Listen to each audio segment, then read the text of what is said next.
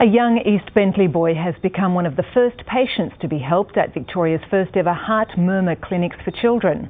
The new unit was officially opened today, reducing waiting periods for kids needing help. Alan Rascal explains. 3-year-old Joel Lang doesn't look sick, but he's been diagnosed with a heart murmur. A little bit sick. Your heart's a little bit sick. His mother Adele was initially scared when told the news.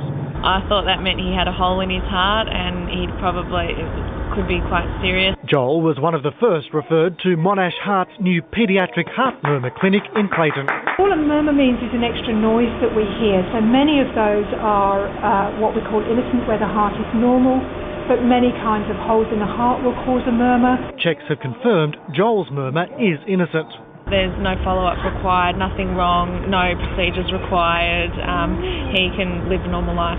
To date, children had to go to the general paediatric heart unit, which meant a waiting period of up to 4 months. But with the opening of this specific clinic, that waiting period has been reduced to around 2 to 3 weeks.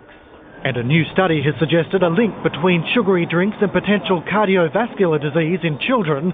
A precursor to the disease is the narrowing of retinal arteries, researchers finding an increase in kids who consume 1 or more fizzy drinks or cordial a day. We often fail to recognise that cardiovascular disease does start in early childhood. Early diagnosis means early treatment. Alan Rascal, 7 News.